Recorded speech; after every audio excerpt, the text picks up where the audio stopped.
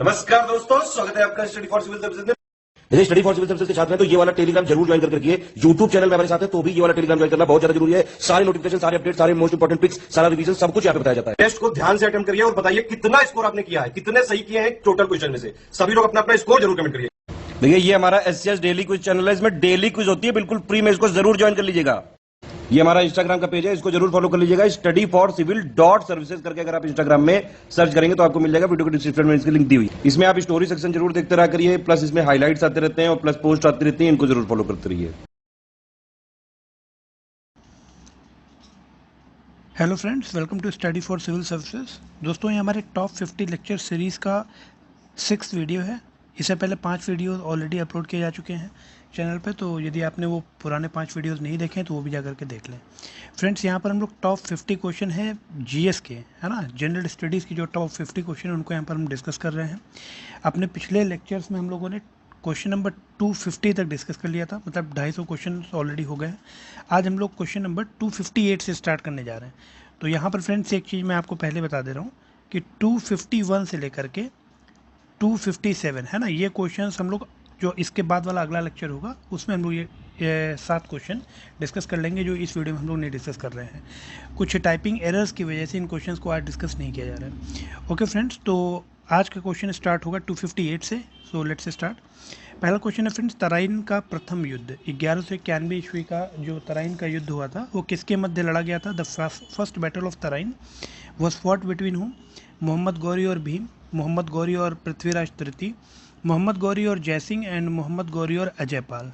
तो फ्रेंड, जो Tarain first battle of Tarain था 1191 ईस्वी में, वो आपका मोहम्मद गौरी और पृथ्वीराज थर्ड के बीच में लड़ा गया था। ठीक है, तो इसका सही जवाब होगा option number B, Mohammad Ghori and Prithviraj third. Prithviraj third को ही पृथ्वीराज चौहान के नाम से जाना जाता है। ठीक है, इसके बाद फ्रेंड्स इस युद्ध में जीत किसकी हुई थी? तो जो तराइन का प्रथम युद्ध हुआ था उसमें आपका पृथ्वीराज चौहान की जीत हुई थी। उसके बाद जो तराइन का द्वितीय युद्ध हुआ था जिसको हम लोग सेकंड बैटल ऑफ तराइन बोलते हैं, वो आपका एक साल बाद 1192 में हुआ था और इसमें आपका मोहम्मद गौरी जीता था। ठीक है, आगे बढ़ते हैं। अगला क्वेश्चन हमारे पास क्वेश्चन नंबर 259। गुप्त वंश की स्थापना किसने की थी? Who founded the Gupta dynasty? तो फ्रेंड्स का सही जवाब होगा श्रीगुप्त। श्रीगुप्त को गुप्ता डायनेस्टी का फाउंडर बोला जाता है। ठीक है, अगला क्वेश्चन है क्वेश्चन नंबर 260। नालंदा विश्वविद्यालय की स्थापना किसके शासनकाल के दौरान हुई थी? Nalanda university was founded during the rain of. 4 option थे आपके पास, कुमारगुप्त, स्कंदगुप्त, रामगुप्त या कनिष्क वन। तो फ्रेंड, जो नालंदा विश्वविद्यालय है उसकी स्थापना कुमारगुप्त के शासनकाल के दौरान हुई थी। ठीक है, अगला क्वेश्चन है फ्रेंड्स क्वेश्चन नंबर 261। इलाहाबाद स्तंभ शिलालेख निम्नलिखित में से किस एक से संबंधित है?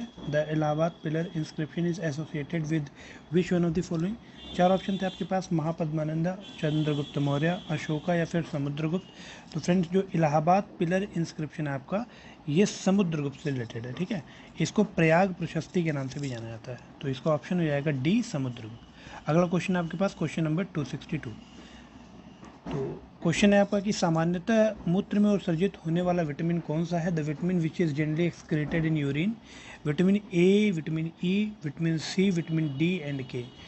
तो फ्रेंड्स, यहाँ पर आपको देखना होगा कि विटामिन जो होते हैं वो 2 कैटेगरी में डिवाइड होते हैं। एक आपका फैट सॉल्युबल विटामिन होते हैं और एक आपके वाटर सॉल्युबल विटामिन होते हैं। तो जो वाटर सॉल्युबल विटामिन होते हैं वो यूरिन के माध्यम से बाहर निकल जाते हैं। ठीक है, फैट सॉल्युबल विटामिन कौन से हैं? तो आपका ए, डी और ई के, है ना, ये 4 विटामिन जो हैं ये फैट सॉल्युबल होते हैं। तो ये शरीर के अंदर अवशोषित रहते हैं। उसी के बजाय अगर आप विटामिन बी और सी की बात करेंगे तो ये वाटर सॉल्युबल होते हैं। विटामिन बी में आपके जो बी कॉम्प्लेक्स होते हैं वो भी आ जाते हैं। ठीक है, जिसमें आप B1, B2, B3, B5, B7, B9, है ना, तो ये सारे आपके जो विटामिन होते हैं ये वाटर सॉल्युबल होते हैं, इसीलिए ये यूरिन के माध्यम से शरीर से एक्सक्रीट हो जाते हैं। तो इसका सही जवाब क्या होगा? Vitamin C. आगे बढ़ते हैं फ्रेंड्स, अगला question 263। 2 strands of DNA are held together by? DNA के जो 2 स्ट्रैंड्स होते हैं आपस में जुड़े रहते हैं हाइड्रोजन बॉन्ड्स के द्वारा, कोवेलेंट बॉन्ड्स के द्वारा, इलेक्ट्रोस्टैटिक फोर्स के द्वारा या फिर वंडर वॉल फोर्स के द्वारा। तो हाइड्रोजन बॉन्ड सहसंयोजक बॉन्ड, कोवेलेंट को आप सहसंयोजक भी बोलते हैं, इलेक्ट्रोस्टैटिक आपका विद्युत स्थैतिक बल हो जाएगा और वंडर वॉल। तो फ्रेंड्स, इसका सही जवाब होगा जो डीएनए के 2 स्ट्रैंड्स होते हैं, है ना, आपने देखा होगा डीएनए का जो स्ट्रक्चर होता है इस तरह से डबल हेलिकल स्ट्रक्चर होता है। तो ये आपस में कैसे जुड़े रहते हैं? तो फ्रेंड्स, ये आप कह सकते हैं ये हाइड्रोजन बॉन्ड्स के द्वारा आपस में जुड़े रहते हैं। अगला क्वेश्चन है क्वेश्चन नंबर 264। कीट के काटने से होने वाली खुजली किसके कारण होती है? Itching due to the insect bite is caused by. 4 option थे आपके पास कि formic acid, acetic acid, lactic acid या मैलिक एसिड। तो फ्रेंड्स, का सही जवाब होगा फॉर्मिक एसिड। ठीक है, कीट के काटने के बाद जो इचिंग होती है वो बेसिकली फॉर्मिक एसिड के कारण होती है। अगला क्वेश्चन है आपके पास क्वेश्चन नंबर 265। वार्षिक वलयों के अध्ययन को क्या कहते हैं? The study of annual rings is dendrology, dendrochronology, agronomy या हॉर्टिकल्चर। तो फ्रेंड्स, का सही जवाब होगा डेंड्रोक्रोनोलॉजी। ठीक है, अगला क्वेश्चन है क्वेश्चन नंबर 266। नायलॉन के निर्माण में प्रयुक्त होने वाला कच्चा माल कौन सा होता है? The raw material use for the manufacturing of nylon. तो 4 ऑप्शन थे यहाँ पर, ethylene, adipic acid, urea and formaldehyde. तो ध्यान रखिएगा फ्रेंड, जो नायलॉन के निर्माण में रॉ मटेरियल यूज़ किया जाता है वो आपका एडिपिक एसिड होता है। ठीक है, अगला क्वेश्चन है क्वेश्चन नंबर 267। फलों के अध्ययन को क्या कहते हैं? Study of fruits. तो सरपेंटोलॉजी, एंथोलॉजी, पेडोलॉजी या फिर पोमोलॉजी। तो यहाँ पर फ्रेंड, जो फलों का अध्ययन होता है उसको आप पोमोलॉजी कहते हो। ठीक है, वहीं पर जो सरपेंटोलॉजी है ये आप कह सकते हैं स्टडी ऑफ स्नेक्स होता है। Anthology friends study of flowers होता है and pedology is nothing but the study of soil. ठीक है, मिट्टी के अध्ययन को पेडोलॉजी कहते हैं। अगला क्वेश्चन है क्वेश्चन नंबर 268।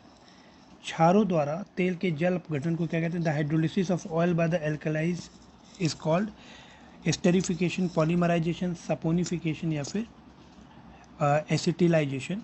तो फ्रेंड्स, का सही जवाब होगा सपोनिफिकेशन। ठीक है, जो साबुनीकरण होता है क्षारों द्वारा तेल के जल अपघटन को आप सपोनिफिकेशन या फिर साबुनीकरण कह सकते हैं। अगला क्वेश्चन है क्वेश्चन नंबर 269। पौधों की आंतरिक संरचना का अध्ययन क्या कहलाता है? Study of internal structure of the plant, morphology, taxonomy, anatomy and histology.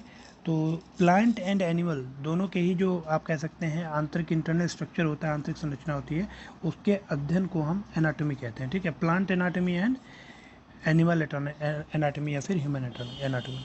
अगला क्वेश्चन है क्वेश्चन नंबर 270। डायनामाइट बनाने में प्रयुक्त द्रव है? The liquid used in making dynamite is nitroglycerine, oleic acid, lactic acid या फिर मैलिक एसिड। तो फ्रेंड्स, का सही जवाब होगा नाइट्रोग्लिसरीन। ठीक है, नाइट्रोग्लिसरीन का यूज़ किया जाता है डायनामाइट को बनाने के लिए।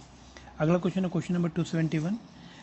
पौधे की निम्नलिखित में से कौन सी संरचना वाष्पोत्सर्जन के लिए उत्तरदायी है? विच of the following structure of the plant is responsible for transpiration. तो वाष्पोत्सर्जन को आप ट्रांसपिरेशन कहते हैं, और जो पौधों में ट्रांसपिरेशन बेसिकली कहाँ से होता है ये पूछा जा रहा है। तो जाइलम, ये एक ऊतक है, आपको पता है। ठीक है, 2 तरह के ऊतक होते हैं, एक आपका जाइलम होता है और एक आपका फ्लोएम होता है ना। उसके बाद दूसरा ऑप्शन है रूट, फिर तीसरा ऑप्शन है स्टोमेटा और चौथा ऑप्शन है बार्क मतलब छाल। तो फ्रेंड, जो स्टोमेटा होता है ये एक छिद्र होते हैं। ठीक है, स्टोमेटास जो होते हैं, तो बेसिकली यहीं से जो ट्रांसपिरेशन की प्रक्रिया होती है वो आप कह सकते हैं स्टार्ट होती है, और यहीं पर आप कह सकते हैं यहीं पर ये जो ट्रांसपिरेशन या फिर इवेपोट्रांसपिरेशन की क्रिया होती है यहीं पर संपन्न की जाती है पौधों के द्वारा। अगला क्वेश्चन है क्वेश्चन नंबर 272। नॉन स्टिकी बर्तनों को बनाने में प्रयोग किया जाने वाला प्लास्टिक कौन सा है? The plastic use in the preparation of non sticky utensils is bakelite, lac, vital या टेफ्लॉन। तो फ्रेंड्स, यहाँ पर टेफ्लॉन सही जवाब होगा। ठीक है, जो नॉन स्टिकी यूटेंसिल्स होते हैं उनको टेफ्लॉन से बनाया जाता है। प्रथम मानव निर्मित रेशम कौन सा है? First man made silk. तो ये आपका हो जाएगा, 4 ऑप्शन थे, रेयान, नायलॉन, पॉलिस्टर और टेरिकॉट। तो फ्रेंड्स, का सही जवाब होगा नायलॉन। अगला क्वेश्चन है क्वेश्चन नंबर 274। बैक्टीरिया का आविष्कारक कौन है? लिविनहॉक, रॉबर्ट हुक, रॉबर्ट कोच या फिर लुइस पास्चर। तो फ्रेंड्स, यहाँ पर आपका सही जवाब होगा लिविनहॉक। बैक्टीरिया का इसका, और we can say that the inventor of bacteria is Leeuwenhoek. अगला क्वेश्चन है क्वेश्चन नंबर 275। प्राकृतिक रबड़ किसका बहुलक है? The natural rubber is the polymer of. 4 option थे, एथिलीन, एसिटिलीन, विनाइल क्लोराइड या आइसोप्रीन। तो फ्रेंड, जो नेचुरल रबर होता है it is the polymer of isoprene. ठीक है, तो आइसोप्रीन इसका सही जवाब होगा। अगला क्वेश्चन है क्वेश्चन नंबर 276। मच्छर निम्नलिखित में से किस रोग का वाहक नहीं है? Mosquito is not the vector of which of the following disease? Yellow fever, dengue fever, malaria, typhoid.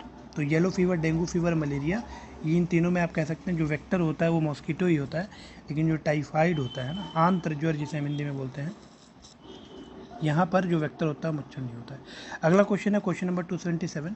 सौर विकिरण को मापा जाता है? Solar radiation is measured by pyranometer, astrometer, barometer या मैनोमीटर।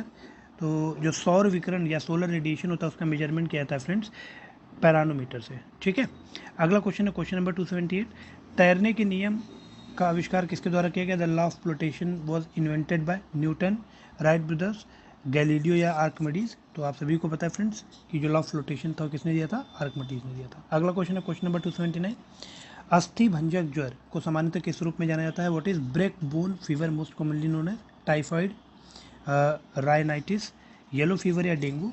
तो जो फ्रेंड्स ब्रेक बोन ज्वर होता है या फीवर होता है, अस्थि भंजक ज्वर, डेंगू का ये दूसरा नाम है, आप ऐसे कह सकते हैं। ठीक है, अगला क्वेश्चन है क्वेश्चन नंबर 280, निम्नलिखित में से कौन सा एक वायरल रोग है? विच of the following is a viral disease? Small pox जिसको हम चेचक कहते हैं, ट्यूबरकुलोसिस, मलेरिया या कॉलरा?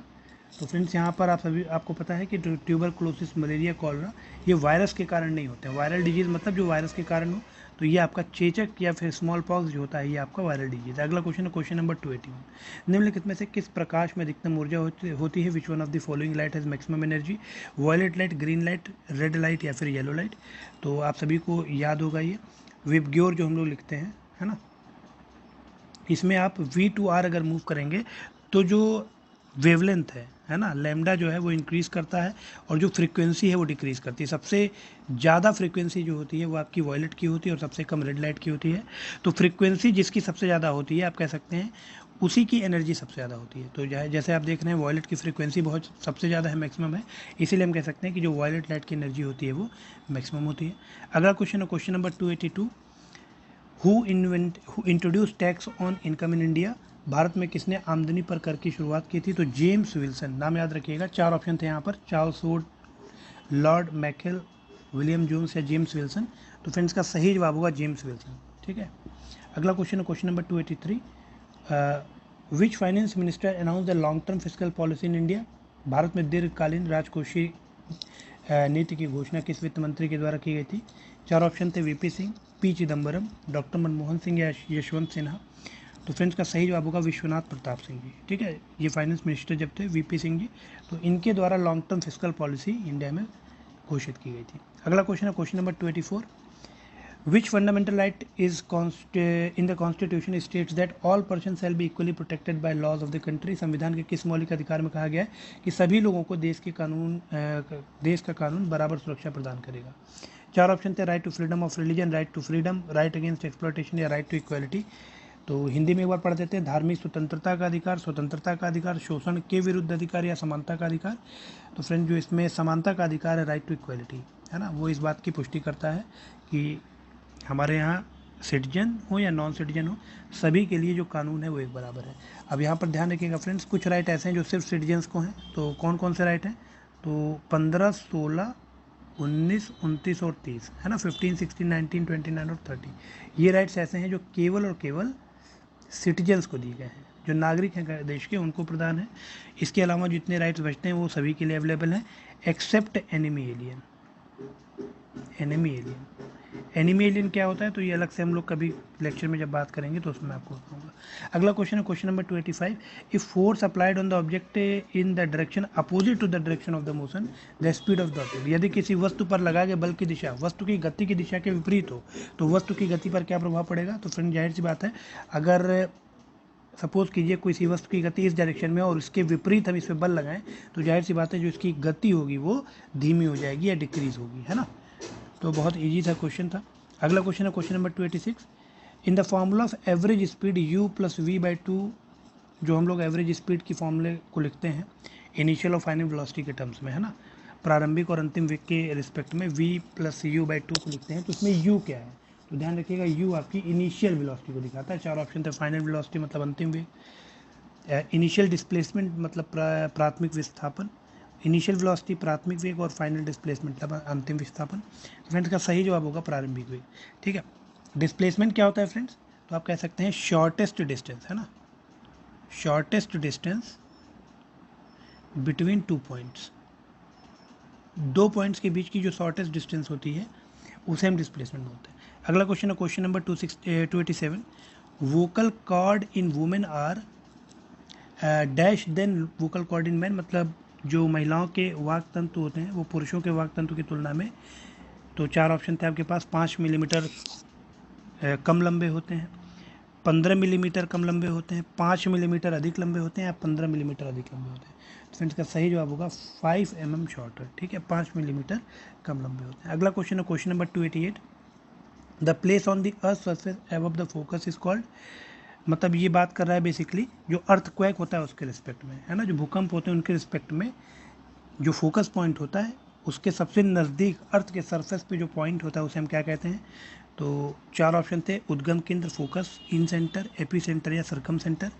मतलब उद्गम केंद्र, अंतः केंद्र, अधिकेंद्र या फिर परिकेंद्र। तो फ्रेंड्स, का सही जवाब होगा एपी सेंटर। ठीक है, अगला क्वेश्चन है क्वेश्चन नंबर 289।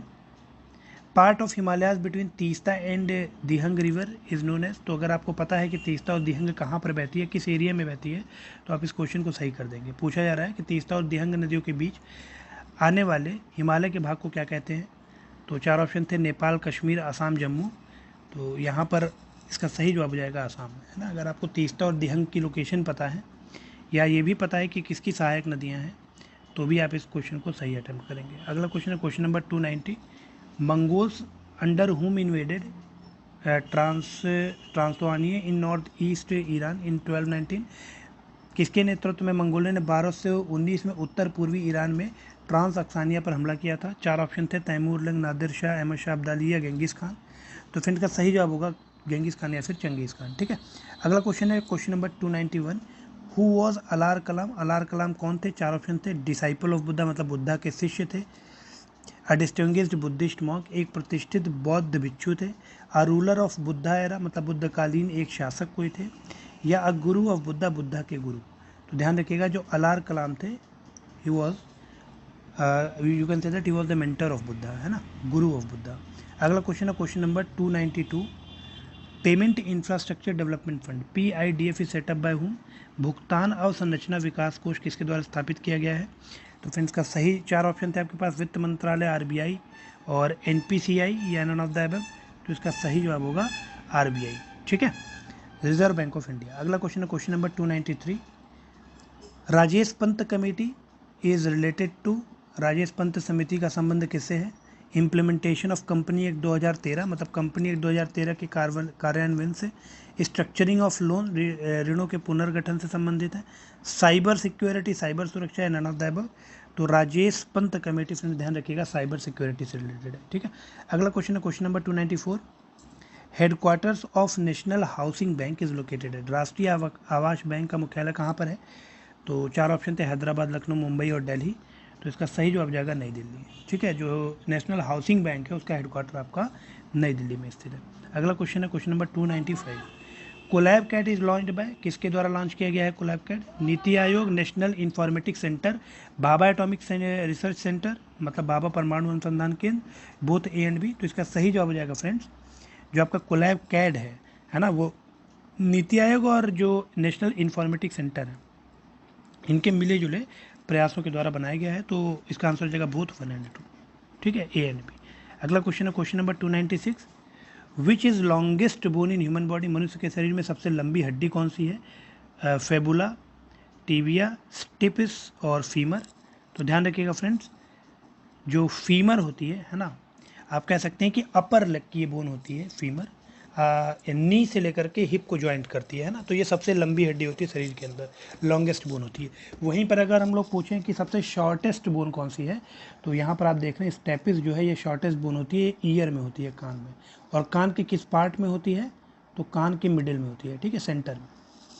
अगला क्वेश्चन है question number 297। Which queen of the Kakatiya dynasty ruled over Warangal part of modern Andhra Pradesh, है ना। काकतीय डायनेस्टी की किस रानी ने, जो आज आंध्र प्रदेश हम कहते हैं तब वारंगल कहा जाता था, तो वहाँ पर शासन किया था।